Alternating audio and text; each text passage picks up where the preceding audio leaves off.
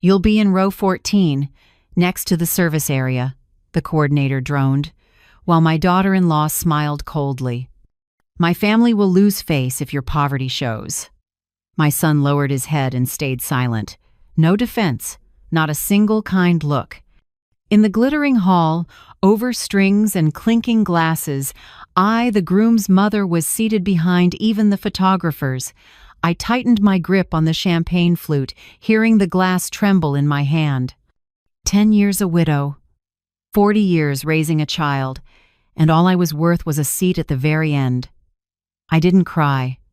I lifted my chin and walked straight to the last row as if I were stepping over my life's worst humiliation.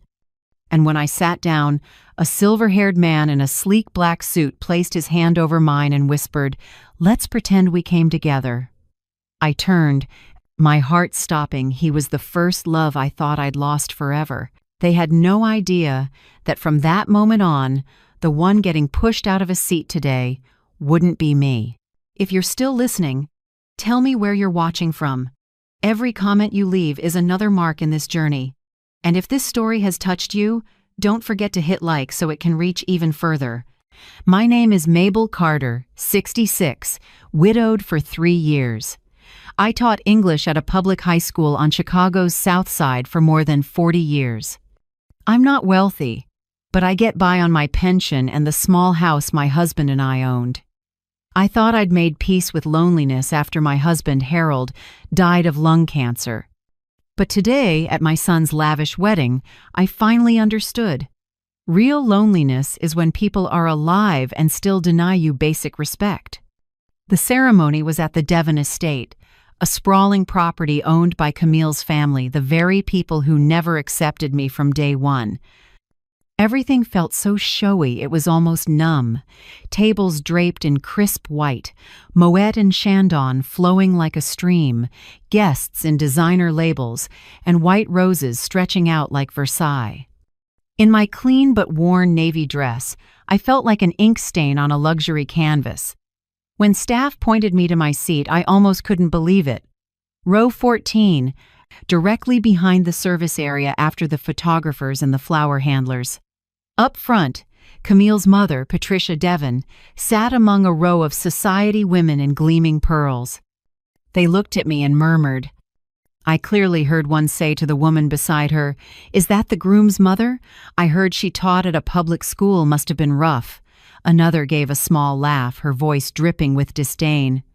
"I heard she had to pick up extra shifts at the library just to make ends meet."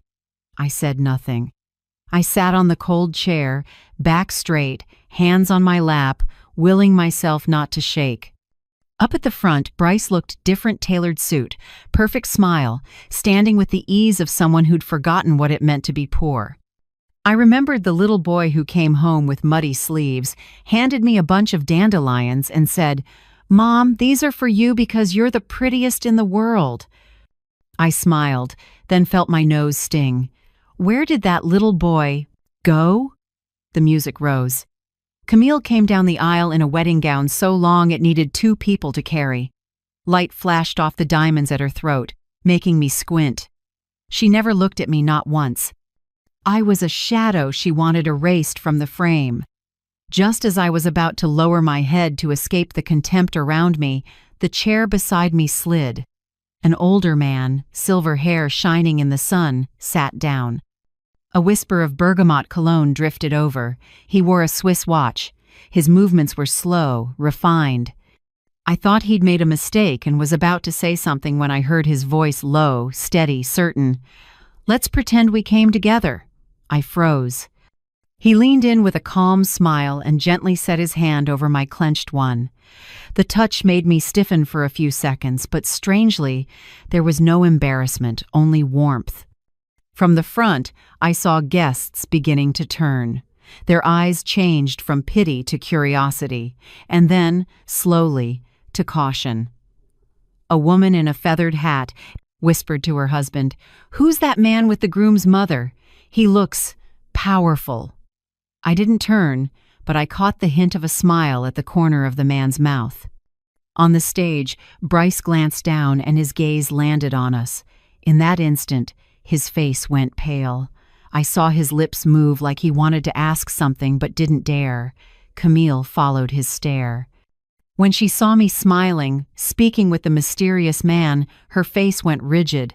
I didn't know what game I'd been pulled into, but I could feel the power dynamic shift.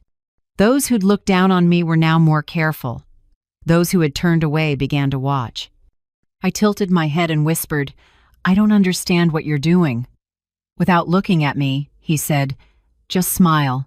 Your son's about to look again." I did. When Bryce glanced down a second time, he looked as if he'd seen the impossible. In the very spot where he'd arranged for his own mother to be humiliated, I now seemed to be, seated with a man worthy of the front row, maybe even their betters. "Perfect," he murmured, squeezing my hand a bit. "Now they don't know where to place you in their picture anymore." I looked at him, a mix of surprise and gratitude in my chest. "Who are you?" I asked softly, just for him to hear. He tilted his head, deep blue eyes holding an answer I'd waited for my whole life. "Someone you should have crossed paths with again a long time ago." I didn't have time to grasp it all. The minister kept speaking, violins kept playing, and all eyes stayed on the couple. But I knew, with a few light touches and a smile, the entire order of this event had cracked. Half-skeptical, half-curious looks stayed on us through the ceremony. I caught fragments of whispers. "Is he someone in finance? He looks familiar. Wasn't he on the cover of Forbes?" I didn't reply, only pressed my lips together and looked up at the platform where my son vowed himself to a woman who had tried to banish his mother to the service row. Oddly enough, I felt calm. Maybe because, for the first time in years, I didn't feel invisible. A breeze from the garden brushed my hair, as if whispering, "It's time, Mabel." I didn't know why the words rang in my head, but my heart did. This wasn't Bryce's wedding day anymore. It was the day I came back to myself. I didn't know who the man beside me truly was or why he chose to help. But from the way he held my hand and redirected the room's gaze, I sensed something was about to change for good. When the applause started, I stood up on instinct. He leaned toward my ear and said, "Let them wonder." I looked around. The people who'd pitied me now watched like I was a riddle. Up front, Camille's mother frowned. Bryce glanced down, eyes frantic. Camille gripped his hand tighter, afraid, unsettled, and lost. And me? I simply smiled. For the first time in years, I felt light. Deep down, I knew no one had the power to make me sit in the last row anymore. As the wedding music faded and the clapping thinned, the man at my side tipped his head and spoke softly, just for me. "We finally meet again, Mabel."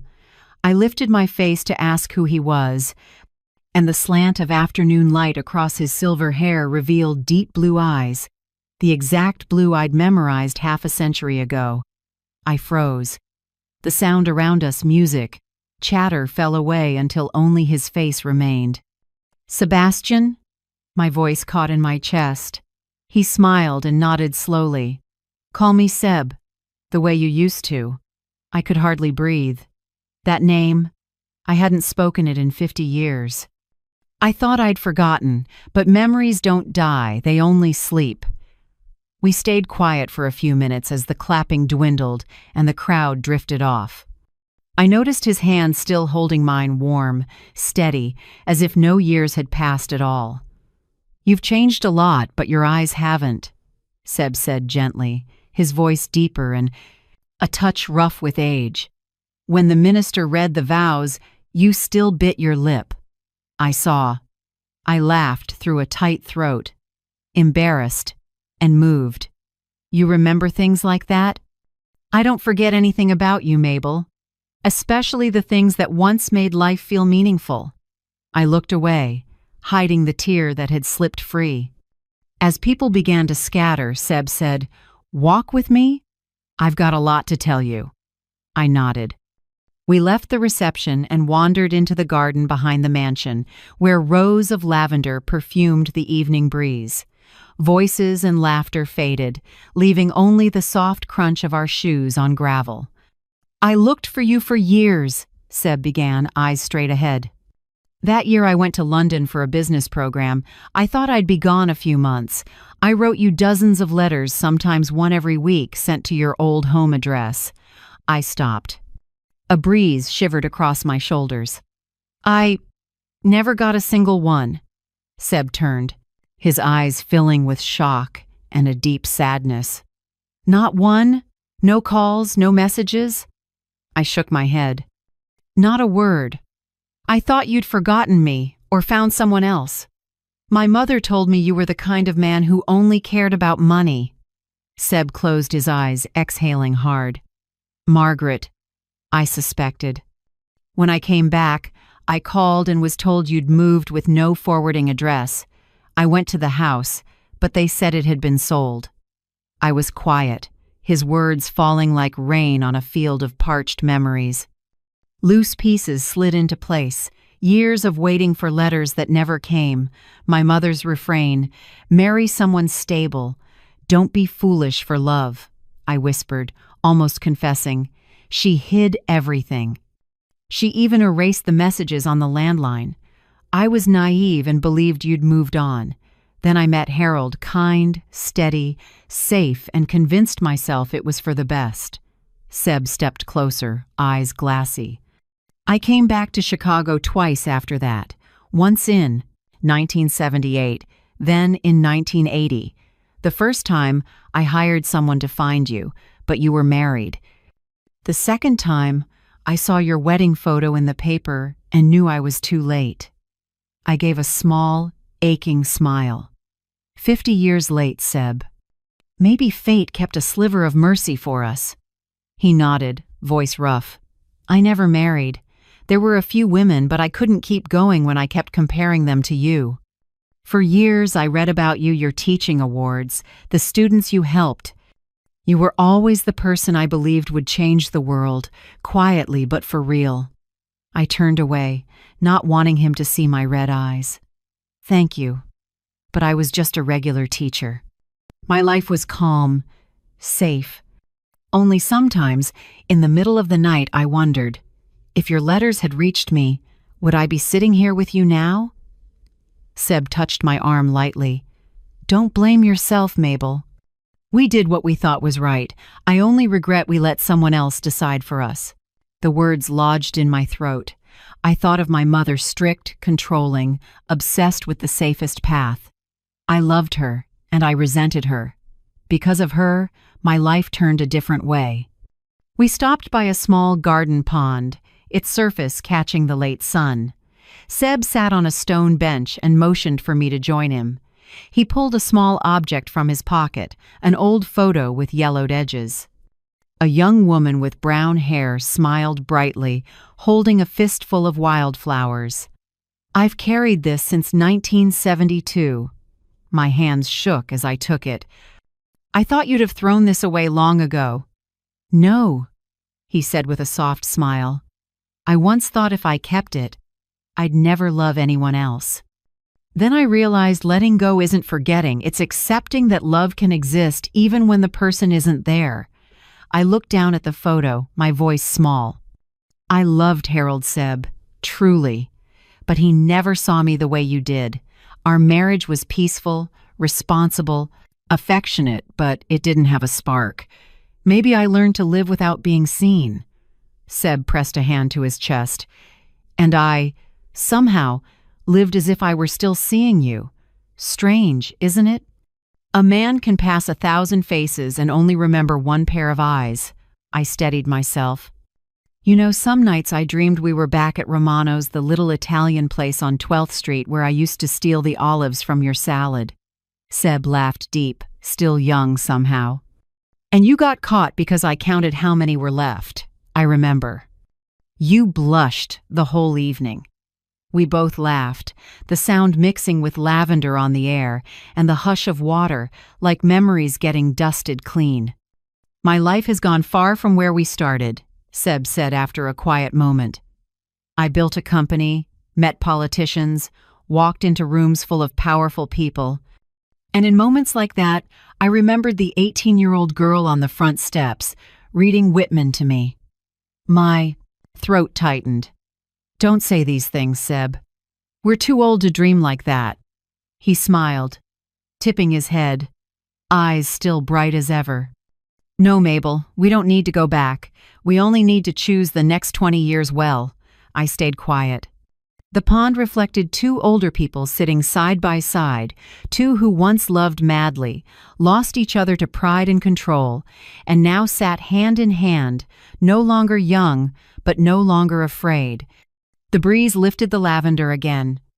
I looked at him for a long time, feeling something strange, peace and revival twined together. I didn't know what tomorrow would bring, but in that moment I knew one thing for sure. My tired heart could still say yes. We were still by the pond when urgent footsteps sounded behind us. I turned to see Bryce and Camille striding over, faces tight like they were rushing to put out a fire. Her gown snagged on the grass, but she didn't care. She yanked Bryce along. "Mom, right now," Bryce said, low but rattled. "We need to talk." I exhaled, staying seated. Beside me, Seb remained steady, eyes on the two kids coming toward us, unruffled. Camille reached us first, stared straight at Seb, and spoke like a blade. "Who are you?"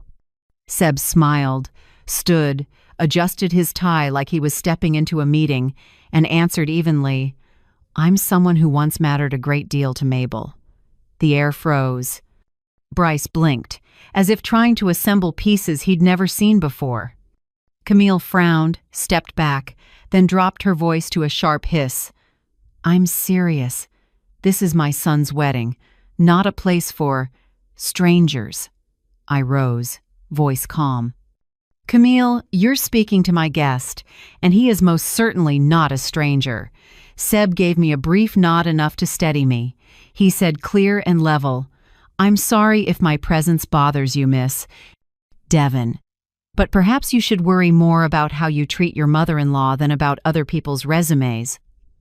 Camille froze like she'd been slapped. Bryce reached out, trying to ease the moment, but Seb went on before they could speak.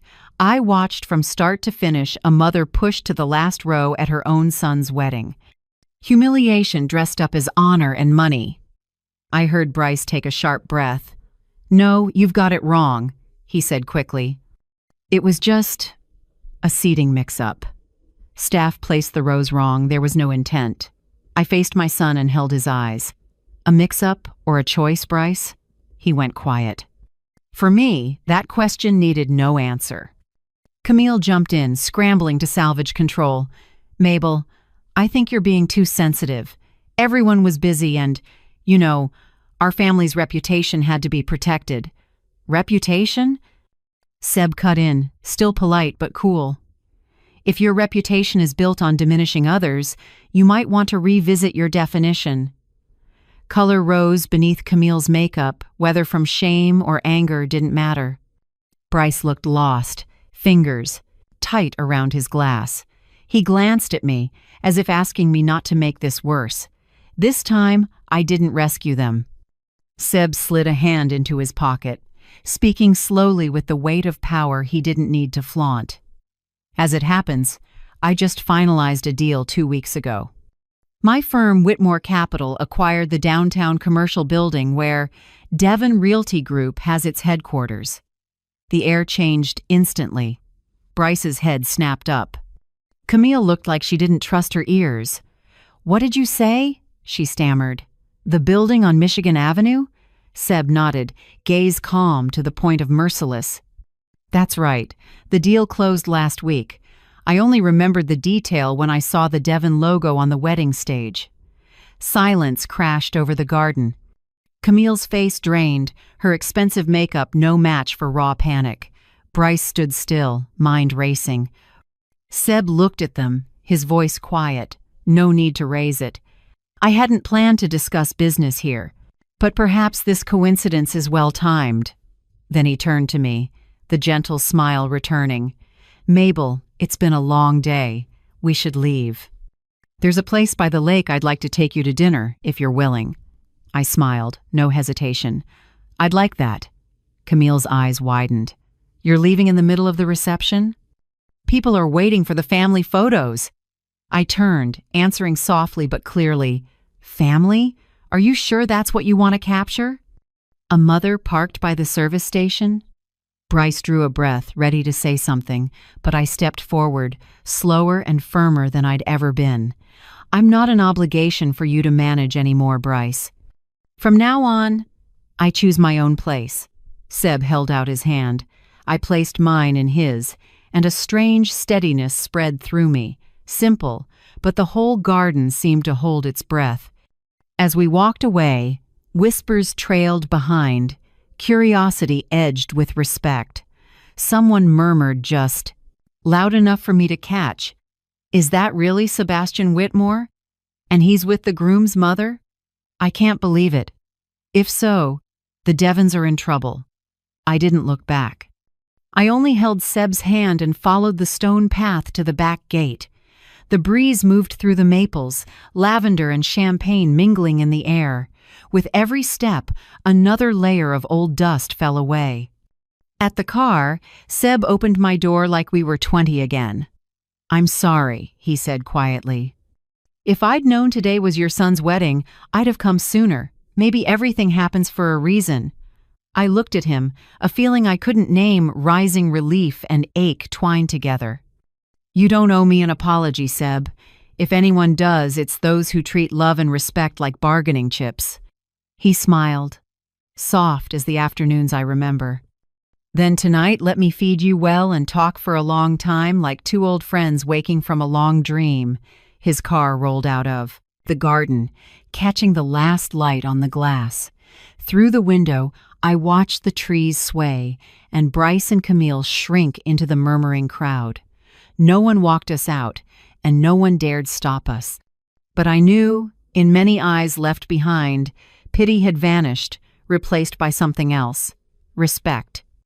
I turned to the man at the wheel and asked quietly, "You know, all day I thought I was completely alone, but I wasn't, was I?" Without looking away from the road, Seb answered, "No one is truly alone, Mabel. Sometimes the one who sees us best walks in just when we think our light's gone out." I sat back, watching the window turn gold with sunset. For the first time in years, my heart beat slow and peaceful, and somehow stronger. I didn't know how the night would end. I only knew this: the woman in row 14 didn't sit there anymore. Lakeview Terrace sat right on Lake Michigan, walls of glass catching the last spill of daylight. Evening light washed the silk curtains gold. Soft, jazz drifted in a mellow saxophone threading through the quiet clink of silverware and the low laughter of a few couples nearby. Seb chose a small corner table facing the water, where white sails in the distance looked like fragments of memory floating by. He pulled out my chair, still precise and thoughtful, as if 50 years had never been cut away. "You still like sitting by the window," he said gently. "Remember the first time at Romano's? You chose the table by the glass so the light would hit the food just right." I laughed, fingers brushing the water glass. "You remember that?" "Everything connected to you," he said, eyes warm and deep. The server arrived. Seb didn't need a menu. Lasagna with beef, a caprese salad, no onions, and a small pour of Italian red, not chilled. I stared at him, astonished. "That's exactly what I ordered 50 years ago." He only smiled and nodded for the server to go. We let a gentle silence settle. I watched the ripples on the lake mirror the first city lights. It was so peaceful I didn't know where to begin. In the end, Seb spoke first. He wanted to know how I'd been living all these years. He'd read in the papers that my students loved me, but he wanted to hear it from me. I smiled, slowly. I taught English for 42 years. Maybe what makes me happiest is when former students come back to visit. Some bring their little kids and say I'm the reason they went to college. I paused, then continued. In those last years I was teaching while caring for Harold. His illness stretched on for more than 2 years. Every evening I read him the Whitman poems he loved. After he was gone, I kept reading, as if he were still sitting there. Seb listened without interrupting. Now and then he nodded, his eyes holding a sorrow I didn't dare look at for long. After Harold died, I thought I'd gotten used to loneliness. I went on, my voice turning hoarse. But really, I was just living in silence. Bryce called me every 2 weeks, right on the dot, asked the same 3 questions. Are you well? Do you need anything? I'm very busy. That tone, like he was calling out of obligation, Seb sighed. I understand. Obligation is the worst form of love. It pretends to care, but the heart is gone. I gave a small laugh, then asked, What about you, Seb? Did you ever have someone? He leaned back slightly, looking out at the lake. Yes, a few, but it always felt unfair to them. No matter how good they were, I kept comparing them to someone who'd gone very far away. In the end, I chose to live alone. Alone, but not empty. Maybe because I always believed you were okay somewhere. That line made my heart pinch. For a moment, I saw the 18-year-old boy again, sitting under the tree in front of my house, notebook in his arms, smiling every time I read a poem. The server brought our food, the lasagna fragrant and steaming. I took a bite. The richness of meat, cheese, and tomato sauce spread across my tongue, and I suddenly laughed. What is it? Seb asked. It's just, this tastes as good as it did back then. And I almost cried because of it. Cry if you want. There's nothing wrong with letting yourself be moved. I shook my head, swallowed slowly, then whispered, No, I don't want to cry anymore. I want to remember it with a smile. We ate unhurriedly, each sentence filling in the gaps of the years we'd lost. When the red wine was topped off, Seb rested an elbow on the table, the light casting a warm gold in his eyes. Mabel, we can't turn back time, but we can choose tomorrow. I looked at him in silence. Inside me, something both strange and familiar stirred, as if an old heart were waking from a long sleep. You make it sound too simple, I answered, my voice trembling. Because it really is simple. Happiness doesn't need magic, only the courage to start again. Before I could reply, my phone buzzed in my purse. I glanced down 7 missed calls from Bryce and 3 messages from Camille. They all said the same thing. Who is Sebastian Whitmore? Mom, where are you? Do you know what kind of man he is? I set the phone face down and exhaled slowly. They've started digging into you. Seb smiled lightly. Of course, the Devons never rest easy when they don't know what someone can do to them. Aren't you afraid? I asked, half joking, half serious. Afraid? I've been through much bigger battles. They should only be afraid if they keep looking down on people. I laughed. You're as confident as you used to be. No, Mabel. I just believe in the justice of cause and effect. Those who sow contempt will bow their heads to reap it. I switched the phone to silent. For the first time in years, I didn't feel compelled to respond to my child right away. A quiet settled over me, not loneliness, but true peace. What are you planning after you leave Chicago? I asked, nudging the talk away from power and shadows. Seb leaned back, eyes far away. I've been thinking about Tuscany. There's a small village called Montefiorale. Good wine, clear skies, lavender blooming all summer. I laughed. You don't have a house there. He chuckled back. I'll buy one. We both laughed freely, not tamped down by politeness or fear of judgment. I realized it had been a very long time since I'd felt this kind of positive excitement, not worry, but the anticipation that something good might come. After the meal, Seb called for the check before I could reach for my wallet. Let me. You can get the next one, if we meet again. I looked at him and smiled. You just wrote the next invitation yourself. I know. And I hope you won't cancel. At the door, the lake breeze slipped in with a touch of salt and cold. I pulled my wrap tighter, watching the city lights flicker in his eyes. Thank you for dinner, Seb. Thank you for coming. If you hadn't walked to row 14, I might never have had the chance to see you again. I said nothing, not because I had nothing to say, but because any words felt extra. I simply nodded and turned away. When I climbed into a cab home, the phone buzzed again, 4 more missed calls from Bryce. I watched the screen glow in the dark, then tapped mute notifications. That night, I didn't call back. I sat by the window, looking out at Lake Michigan shimmering in the moonlight, and realized it had been a long time since I'd felt this light inside. Tomorrow, I'd have to face Bryce and Camille and that world out there. But tonight, it was just me and the calm of being seen, heard, and remembered. And somewhere in Chicago, I believed Seb was looking out at the lake too, facing the same direction where the lights met the water and the past finally let go. 3 days after that evening, by the lake, my phone rang while I was watering the plants on the porch. Bryce's voice came through, trying to sound steady but failing to hide the strain. "Mom, are you free tonight? Camille and I want to take you to dinner at River House." River House, the most upscale restaurant in Chicago, the kind you book a week ahead. I knew they weren't inviting me out of filial devotion. I wiped my hands and smiled slightly. "Of course I can go." On the other end, Bryce exhaled, like he'd just completed a tough assignment.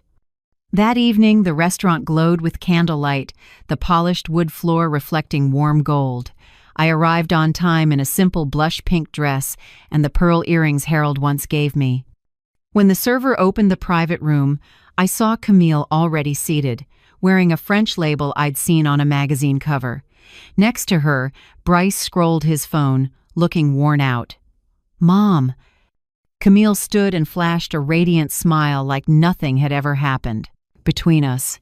"You look wonderful tonight. Your skin is glowing. Must be that good company makes people shine, right?" I looked at her, smiling lightly, but not too much.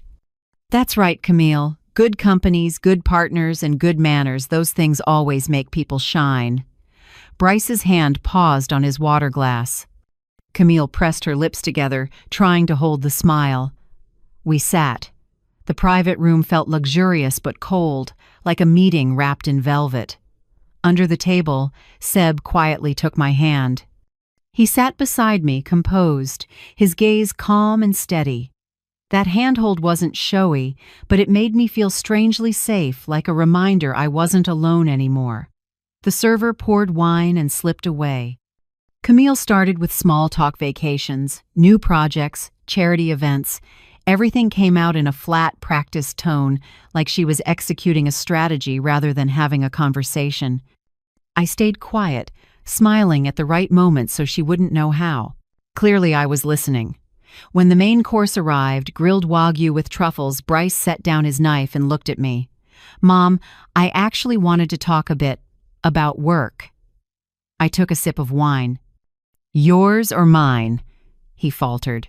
Camille cut in, voice soft as fluff but edged with calculation. "Whitmore Capital just bought the building where our company's headquarters are.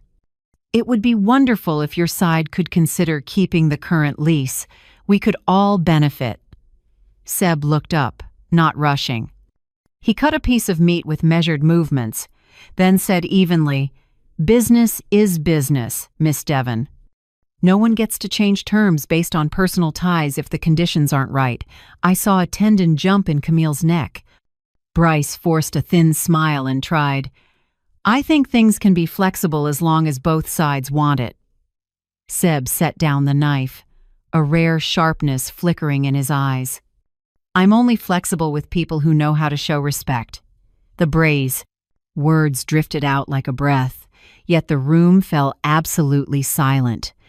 I straightened, set my glass down, and said gently but clear, "Before we talk business, maybe we should talk about something more important. Respect." Bryce looked at me, flustered. "Mom, I know there was a little misunderstanding at the wedding." I cut in. "It wasn't a misunderstanding.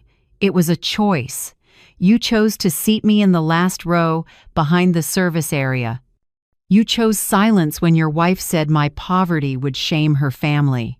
Camille jumped in fast. "I didn't mean harm, Mabel. I just wanted the ceremony to look perfect." I'm sorry if my words hurt you." I looked straight at her, my voice low but firm. "Camille, are you sorry you said it, or sorry it has consequences now?" I wasn't angry. I just needed a sincere apology. But sometimes sincere is the hardest thing to give. And when someone apologizes to you, what makes you believe they truly regret it? Share it with me, so I know I'm not the only one who's wrestled with that. The question made Camille choke up, and Bryce lifted his eyes to mine, torn between guilt and confusion. He took his wife's hand, his voice getting smaller. "Mom, I really am sorry. I shouldn't have stayed silent that day.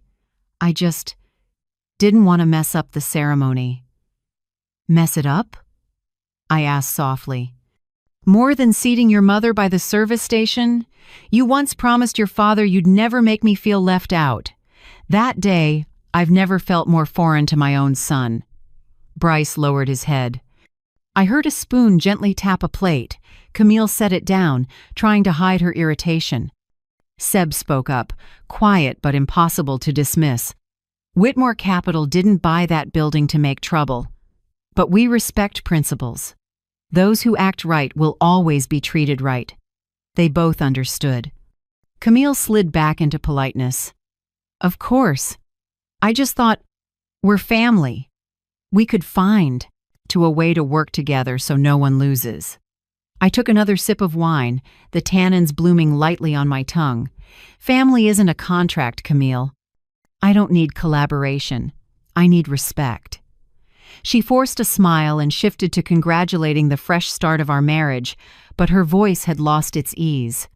I listened, but said nothing more. The meal ended in polite silence. Only the distant jazz filled the space between us. When the server cleared dessert, Seb stood first and pulled out my chair. "I think we should go, Mabel. Let's not let anyone mistake this for a negotiation." I rose and turned to my son.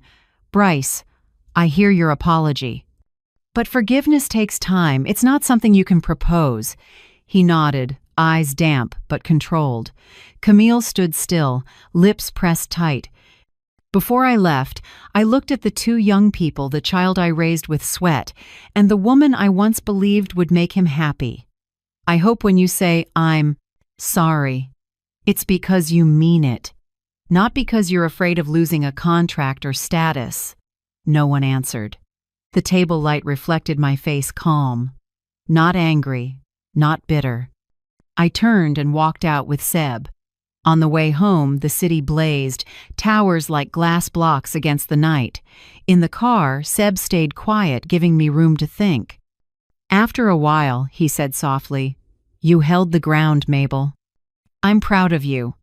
I looked out the window, a faint smile rising.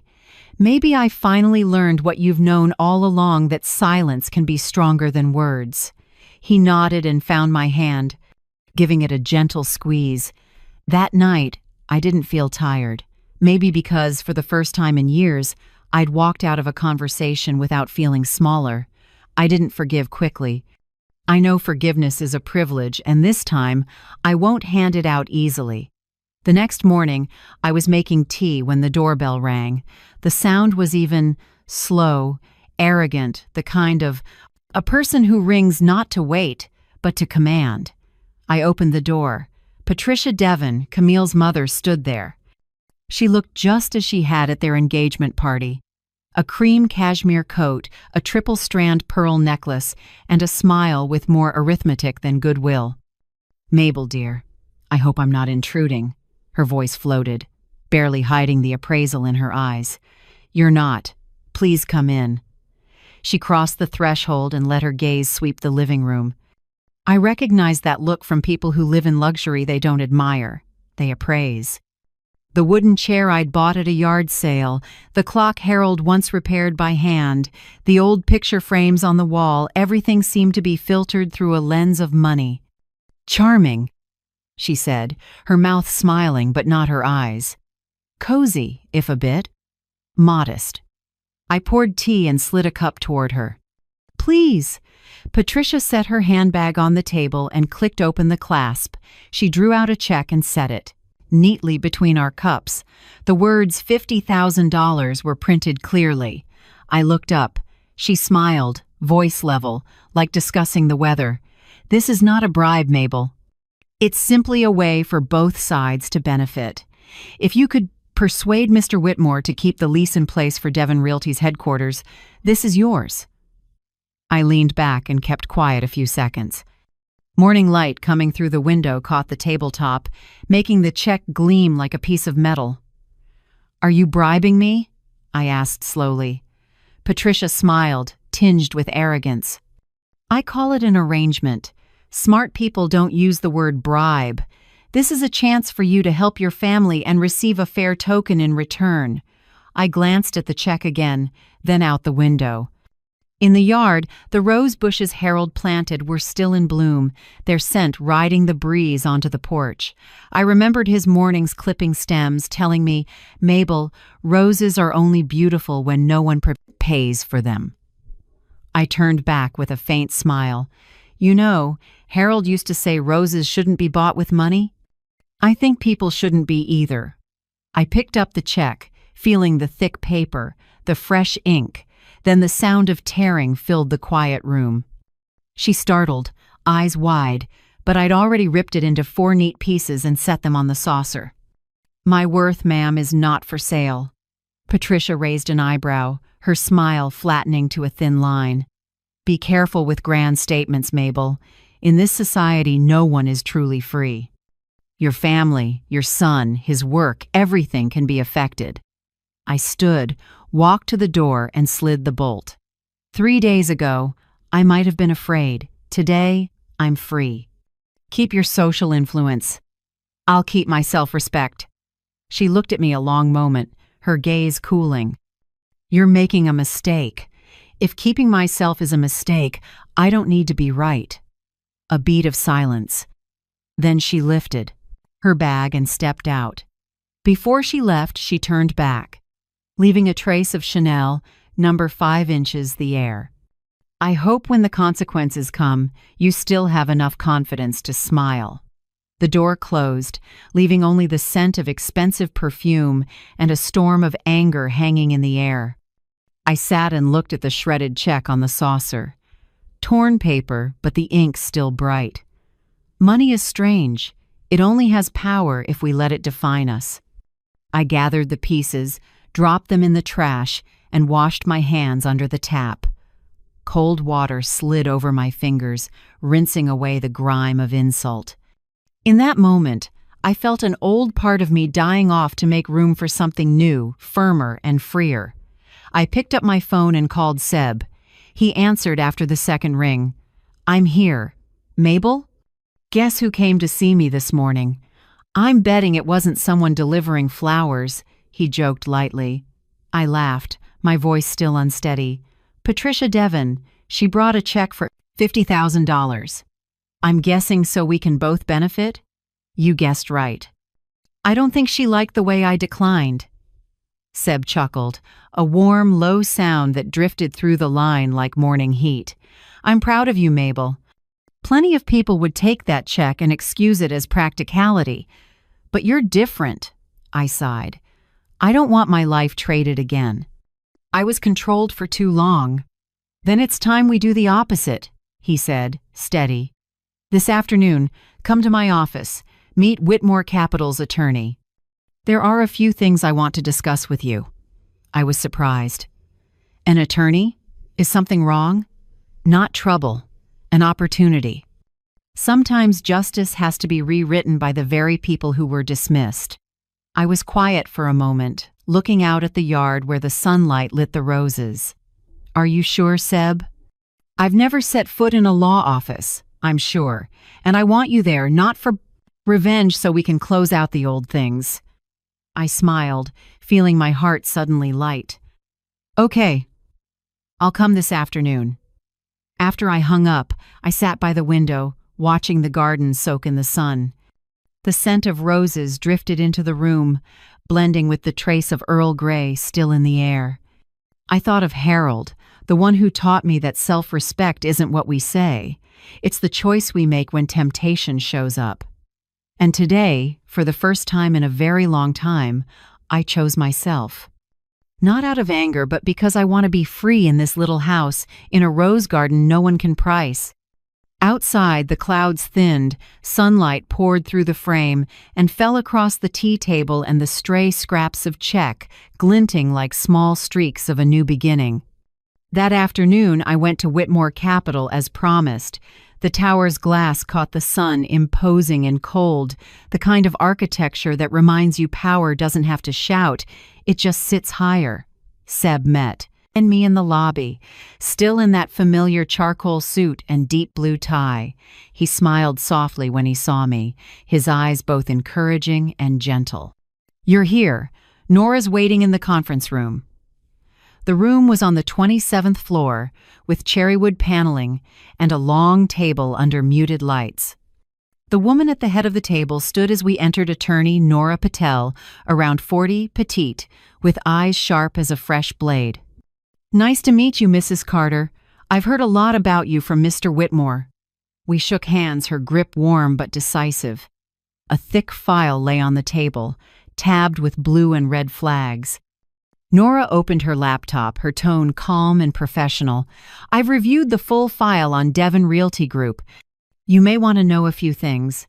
The screen showed a financial analysis, numbers, charts, debt ratios, but Nora never let me get lost. She explained slowly and clearly, like a teacher used to speaking to people outside the business world. Devon Realty is currently running a very high financial leverage. In plain terms, they're carrying more debt than they can reasonably service over the next 18 months. They are almost entirely dependent on their current building, where Whitmore Capital holds 100% control. I stayed quiet, feeling my heartbeat slow. If the lease is terminated, they'll have to move everything: staff, data, client contracts. The average cost will be more than $200,000, not counting reputational damage in the market. Seb sat beside me with his fingers laced, eyes on me, as if asking silently, "Are you ready for them to taste the bitterness they served you?" Nora flipped a page. "There are two options. Option A, terminate the lease immediately." I heard the rustle of paper as she continued. "Option B, sign a new lease. But this time on our terms." I tilted my head, questioning with my eyes. Nora slid a draft toward me. "The new rent will be 18% higher. The term will be only 3 years instead of 10. More importantly, this lease will include a special clause, an ethics disclosure." I frowned. "An ethics disclosure?" Seb smiled slightly and nodded for Nora to go on. She did. "Yes. This clause requires Devon Realty to carry out 4 public actions as a precondition to continuing the lease." She listed them, voice clear, without hesitation. First, a public apology letter to Mrs. Mabel Carter, posted on Devon Realty's official website and in 2 local financial papers. Second, a commitment to corporate conduct standards, including language on respecting and protecting the dignity of older adults. Third, an annual contribution to the Chicago Elder Justice Fund, overseen by Whitmore Capital. And fourth, establishing the Harold Carter Memorial Scholarship for construction students, worth $10,000 each year for 5 years. The room went quiet. I looked down at Harold's name, and my heart trembled. His name appeared neat and solemn amid a page full of numbers, a tribute I never dared imagine. "What if they don't accept it?" I asked softly. Nora answered, calm but firm.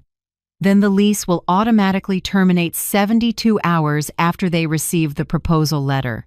No court, no dispute. We simply cut access and reclaim the premises." I looked up at Seb. He said gently, "Sometimes justice doesn't need a prison. It just needs a contract that punishes the right people." I stayed silent for a long time. In my mind, I saw Camille, those haughty eyes, the half-smile, the voice that had choked me at the wedding. I remembered sitting in the last row, my hands shaking while no one cared. And now I had a chance to make them face what they'd done, not with revenge, but with consequences. I'll sign, I said, my voice steadier than I expected. Seb turned to Nora and nodded. Add her as a co-signer. She's the one who was harmed and the one who has the right to close this story. Nora smiled and jotted a few notes. I'll send the formal version to Devon Realty this afternoon. Their response deadline is 72 hours. She stood, gathered the files, then held out her hand. Mrs. Carter, it's an honor to see someone choose dignity over fear. I believe when a woman speaks up, many things change. I shook her hand, feeling the strength in those small fingers. When Nora left the room, Seb remained, his gaze warm and deep. Mabel, you know I don't just want them to learn a lesson. I want you to see that humiliation wasn't meaningless. You turned it into an outcome. I smiled faintly, a rush of hard-to-name feelings rising part relief, part weight. I don't want revenge, Seb. I just want them to know they can't belittle people and keep living like they did nothing wrong. I know, and that's exactly why this is right. Outside the building, the afternoon wind kicked up. I stood on the steps a moment, watching the rush of people. Beneath the traffic noise, a strange calm settled inside me. When I got home, dusk had fallen.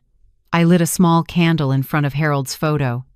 His face was still gentle in the frame, his smile holding both faith and forgiveness. The flame quivered against the glass. I spoke very softly, as if whispering back to the past. I protected myself, love, and I kept the honor of us both. The candlelight shimmered, climbed the wall, and washed across my hands.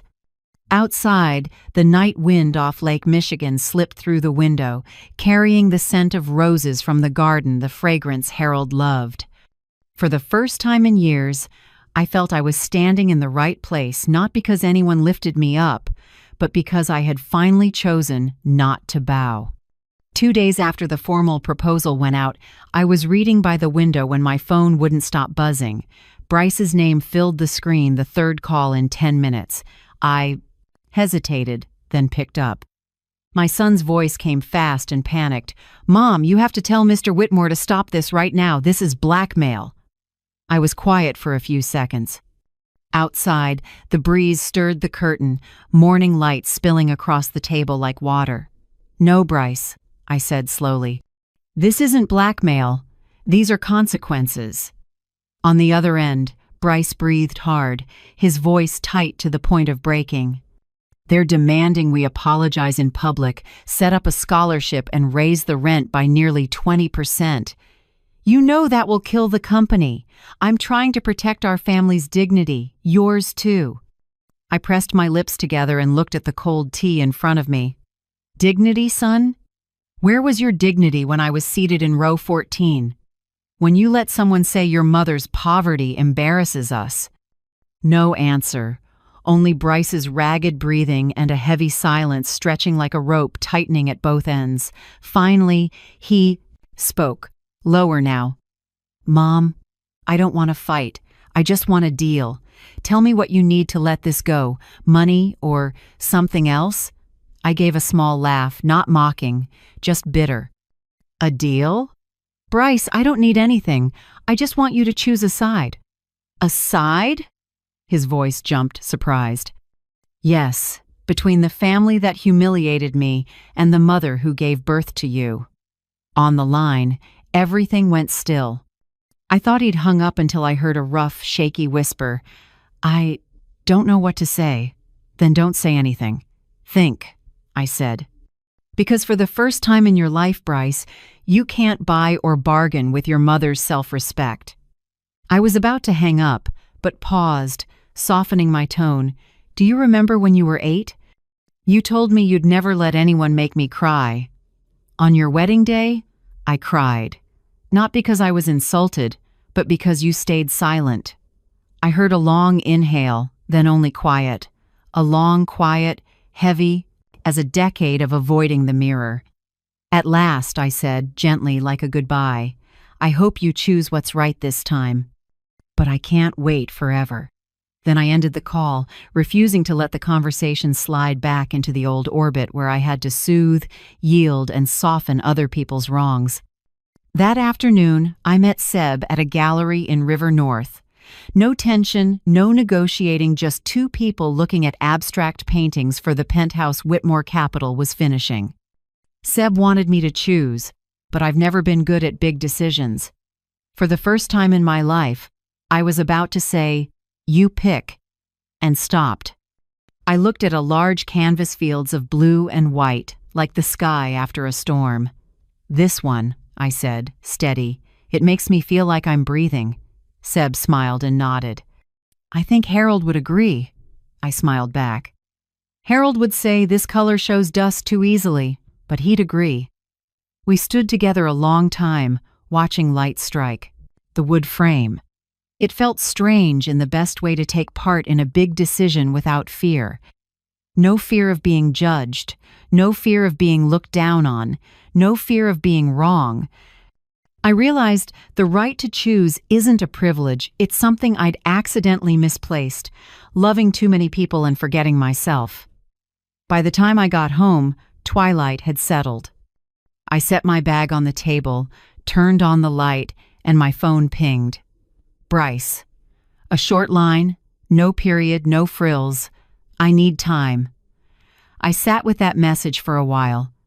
No anger, no joy, just an odd stillness. I typed back, "So do I, Bryce. But the clock is running."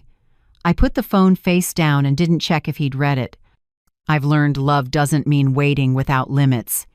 Sometimes, to let someone grow up, you have to let them hear the ticking inside themselves, slow, clear, and irreversible. That night, I took a warm bath, brewed lavender tea, and opened an old notebook. The yellowed pages, still, held Harold's handwriting. "To live is to know when to say enough when others think you won't dare." I closed the book and smiled. Outside, the wind off Lake Michigan moved softly and long. I lay down, pulled up the blanket, and listened to my heartbeat. No regret, no anger, just the lightness of invisible cords finally loosening around my chest. For the first time in years, I slept well without nightmares. No scene of me being shoved to the last row, no cold laugh from my daughter-in-law, no averted eyes from my son. Only me, a 66-year-old woman, peaceful in a small house, knowing that when I wake tomorrow, no one can take my self-respect away. On the third morning after the proposal letter went out, I woke earlier than usual. Soft light spilled over the curtains like milk. The house was silent except for the steady tick of the wall clock. Hour 71. If the timeline held, there was just under an hour before the offer expired. I was making tea when a phone rang. "Seb." "Mabel, put it on speaker. I think you should hear this call." Richard Devon, chairman of Devon Realty Group, came on low, cool, and for the first time in years, I heard a tremor. "Whitmore, I'm calling to confirm we accept all the terms." A pause. I could picture him gripping a coffee mug, fighting to keep his voice even. "Including the public apology, the fund contribution, and the scholarship. We'll sign and return it today." Seb stayed even, no gloating, no edge. "Good." "On time." 4 short words, and the other side knew the game was over. I heard Richard clear his throat, then add, as if to salvage a little dignity, "We hope it ends here." "No one wants more damage," Seb replied, soft as a breath. "The only person who was damaged, Mr. Devon, has already stood up. The rest is just procedure." Then he ended the call. The room fell still. I stood by the tea, my hand trembling, not from joy but because I knew there was no way back. All that had been hidden under family honor would now be public. The insults, the contemptuous looks, row 14, "My mother's poverty embarrasses us," all of it would be written down and covered by the press. Seb set a hand on my shoulder, his voice warm and low. "You okay?"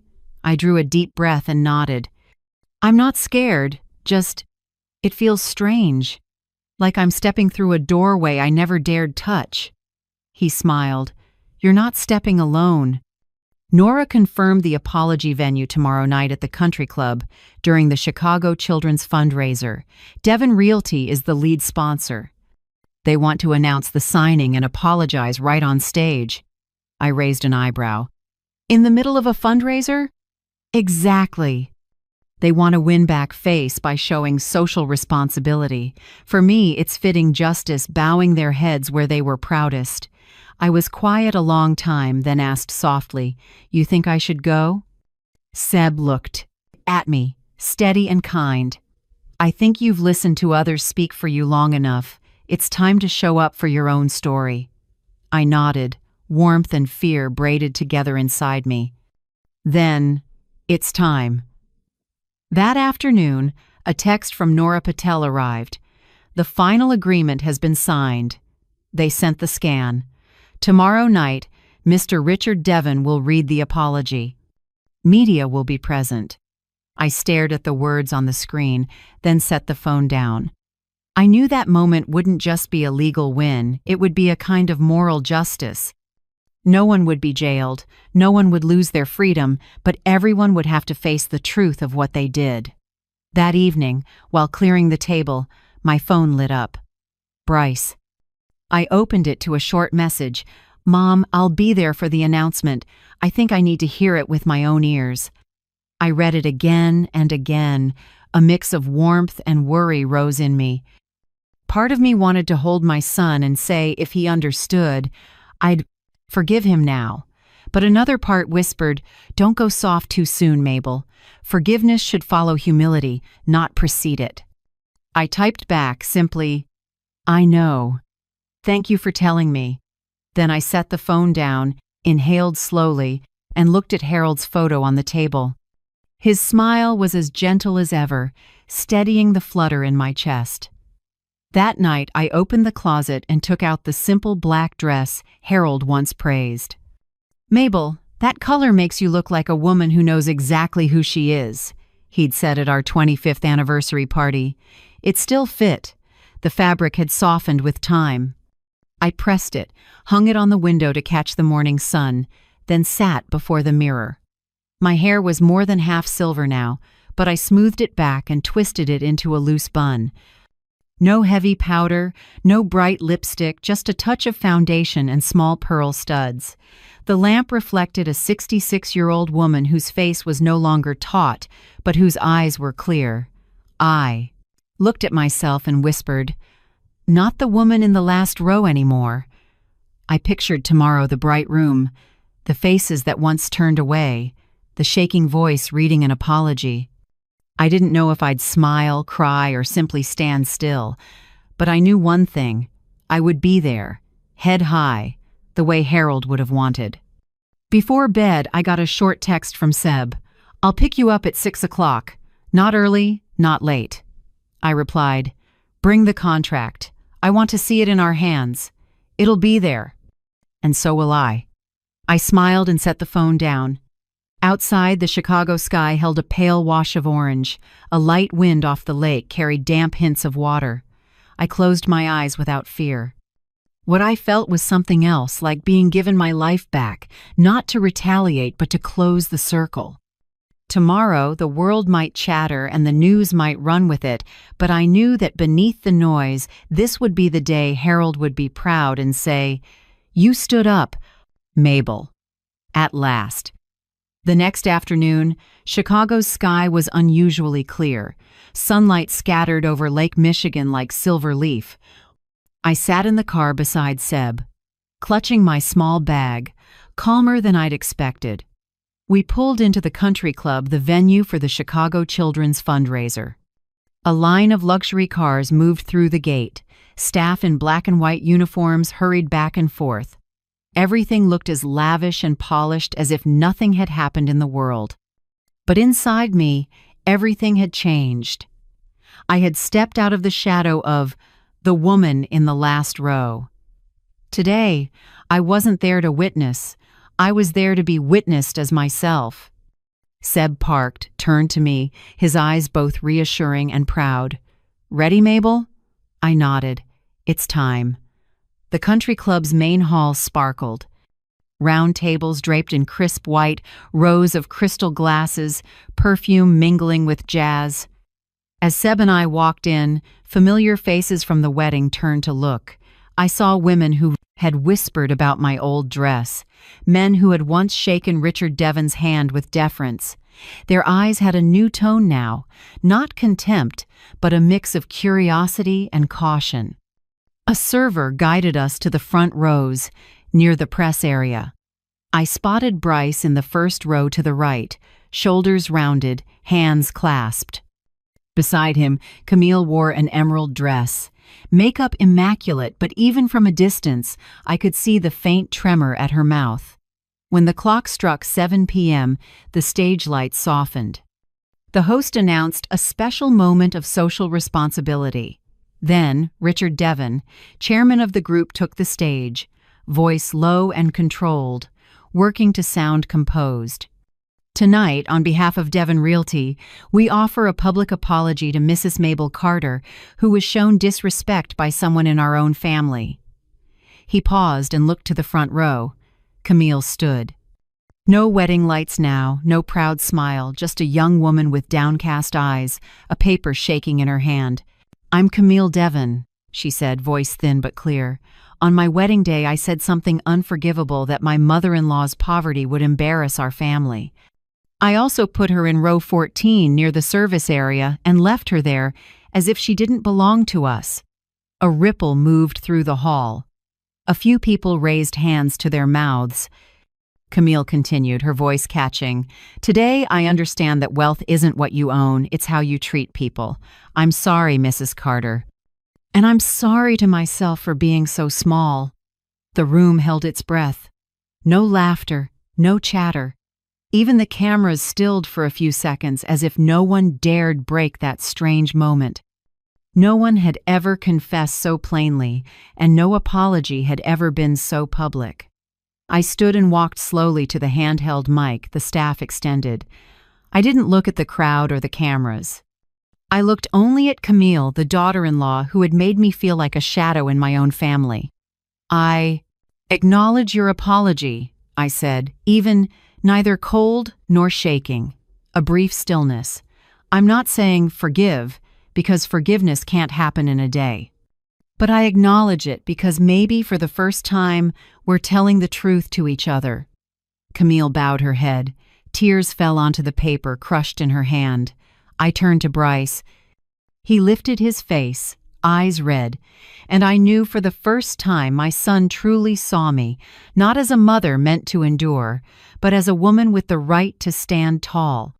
The hall stayed quiet, and then the applause came, not loud, but real. Reporters began to shoot again, flashes strobed. I heard a whisper behind me. "Is that Mrs. Carter? The one they put in the last row?" She looked so steady. No one said it out loud, but I felt it. The social scales had shifted. Those who once kept silent in the face of insult were now watching a lesson in dignity, and they knew they couldn't dismiss it anymore. After the program, I left with Seb. Night had fallen, but the lights around the golf course still glowed. Crickets sang in the breeze. I took Seb's arm, shoulders back, steps sure, each one shedding a layer of heavy memory. A reporter hurried after us and asked, "Mrs. Carter, do you have anything you'd like to say?" I stopped and smiled. Sometimes the silence of the weak is what makes the powerful smug. But when the weak stand up, the world has to listen. Then I walked on, without looking back. In the car, Seb squeezed my hand. "You okay?" I nodded. "Better than ever." He smiled, eyes gentle as wind. On the drive home, my phone buzzed. "Bryce." I opened a short message. "Mom, can we talk?" I read it once, then twice. I felt calm, no anger, no surge of emotion, just the quiet of someone who knows she's done her part. I typed, "Tomorrow, you start." I set the phone down and watched the streetlights recede like little dots of the past. The breeze lifted my hair. I exhaled long and easy, like slipping off a soaked coat after a storm that lasted half a lifetime. That night, Back home, I slipped off my shoes and stood before the mirror. In the reflection, I no longer saw a woman bowing her head, afraid of being looked down on. I saw Mabel Carter composed, silver-haired, clear-eyed, standing straight. A woman who had passed through humiliation and silence and, at last, found herself again. The next morning, when the light was still mixed with mist, I heard a car stop at the gate. From the window, I saw Bryce step out. No Camille, no luxury car, no security, no flowers. It was just my son in a wrinkled dress shirt, hands in his pockets, looking worn out like he hadn't slept all night. I opened the door before he could press the bell. "Hi, Mom," he said quietly. His voice no longer had the confidence of a young executive, nor the coldness I'd heard at the wedding. I nodded. "Come in, son." We sat in the living room. On the table were 2 cups of tea I had just made. He looked around the old house, Harold's framed photos, the bookcases I've kept the same. Everything seemed smaller in his eyes, but this time I saw no scrutiny there, only a quiet observation, like he was trying to see what he'd once overlooked. After a long moment, Bryce spoke. "Mom, I'm sorry." Not an apology to end the story, but to start over. I said nothing, just set my cup down. He drew a deep breath and went on, "I've been under more pressure than you think. Keeping up appearances, maintaining an image, living by the standards of the upper circle, it all felt like shackles. I was afraid people would laugh, afraid my wife would lose face, afraid I wasn't enough. But in all that fear, I forgot the most important thing." I looked at him, silent. "I forgot you, and I forgot who I am." His voice caught a low note rare for a son who had always spoken like the wind. I answered slowly, "Bryce, I understand pressure, but remember this. Respect isn't a decoration to show off at a fancy party. It's a discipline for living. No one ever became poor by respecting others, but many became small by losing it." He bowed his head, fingers laced together. "I know, and I want to change, Mom. I'm just afraid you'll never forgive me." I exhaled slowly, then said, "Forgiveness isn't a gift, it's a process. But if you truly want to walk that road, I won't close the door." He looked up, a hint of hope in his eyes. I continued, "I only have 2 principles. 1, don't call me out of obligation. If you call, do it because you want to know how I'm doing. 2, the next time there's a family meal, don't leave me sitting alone. Invite me to the same table as someone who has a real place in your life." Bryce nodded, his voice soft.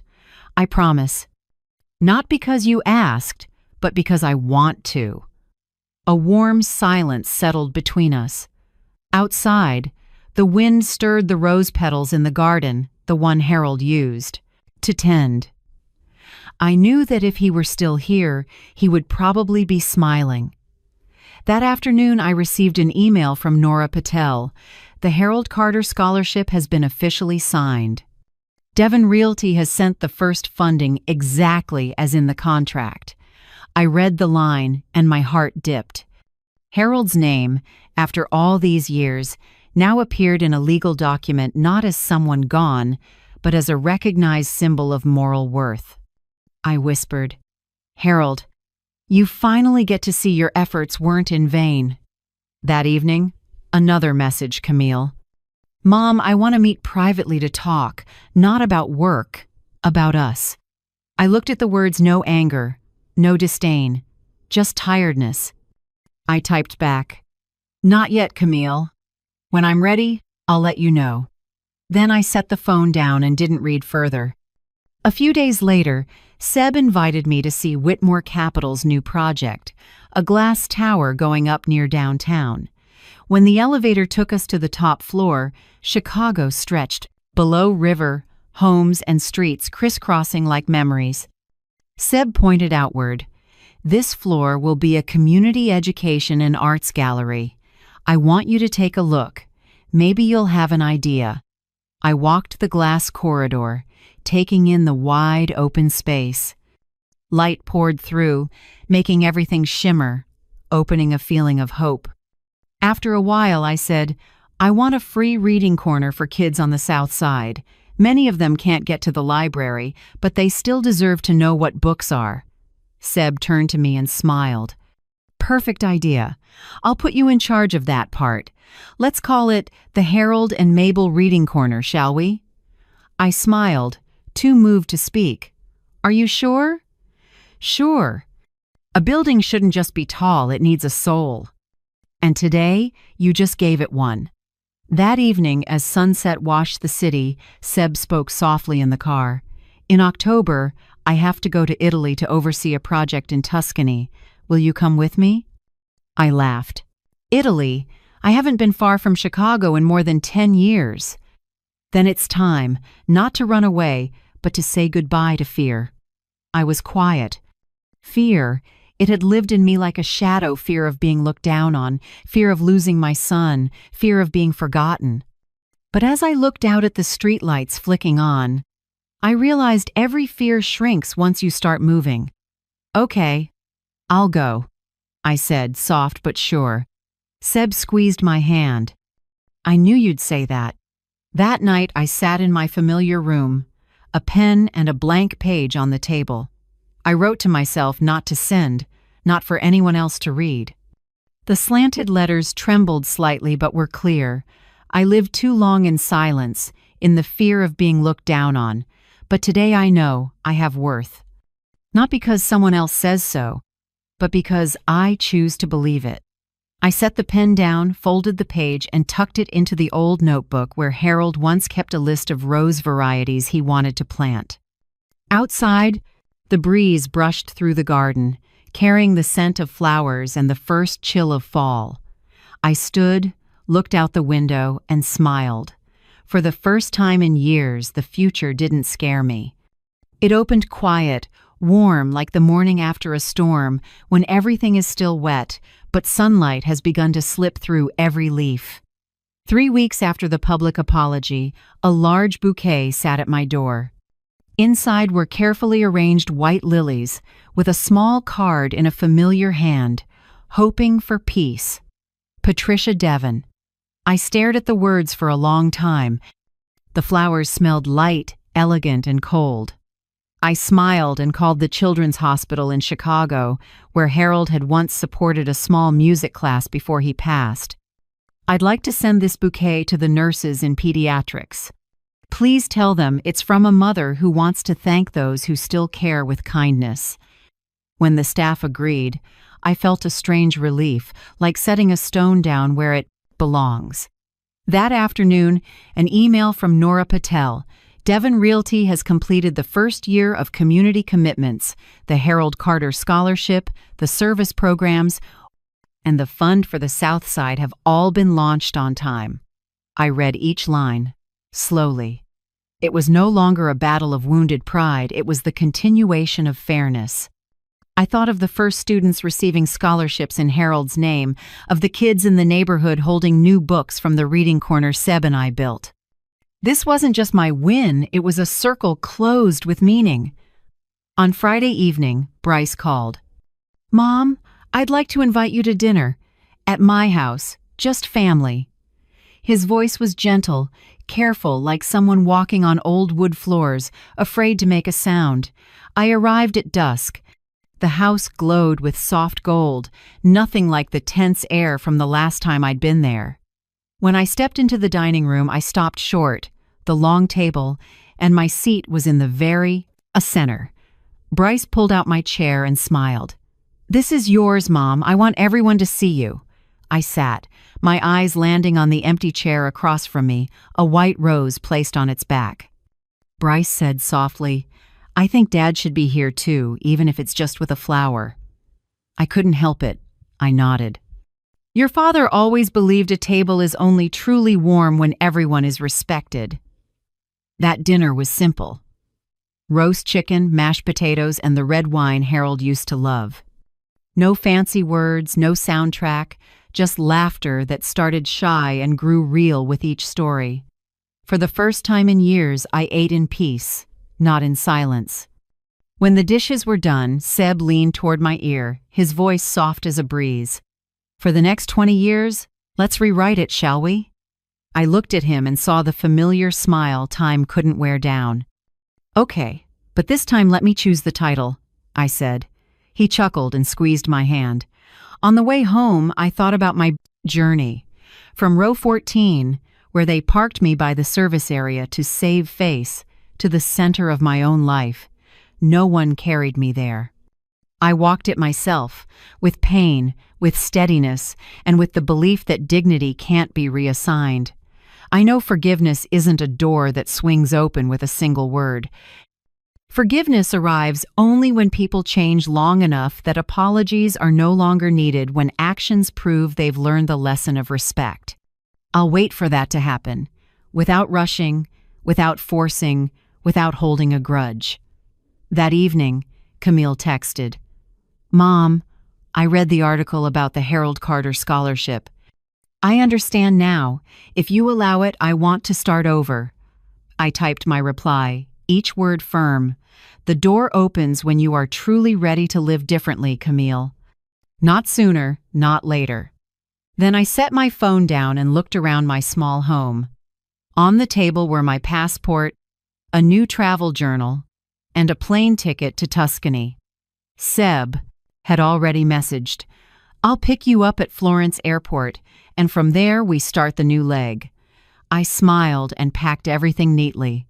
Tuscany is waiting, but this Chicago won't swallow me anymore. It has become the place where I stood up not with anger, but with self-respect. I opened the window. The October breeze slipped in, cool and gentle like an old touch. Streetlights spilled across the frame, lighting my face in the mirror, a woman who is no longer afraid of being forgotten, no longer sitting in the last row, but living in the front row of her own life. Thank you for staying with me all the way to this point. Maybe each of us has been pushed to the edge of a table, a story, or our own life just because someone decided we weren't important enough. But if you're still listening, I believe you've stood up from where they thought you'd sit forever. I want to hear your story. Where are you watching from in this wide world? Have you had a moment when you realized, I have worth too? Tell me in the comments, because sometimes a small share can warm someone who's quietly enduring, the way I once did. And if you want to keep walking with me through journeys of healing, finding dignity, and rebuilding trust, please like, subscribe, and turn on the bell. Not for me alone, but for everyone who's been looked down on, to let them know someone understands and there is still hope. I'll see you in the next story, where another woman is learning to smile after the storm.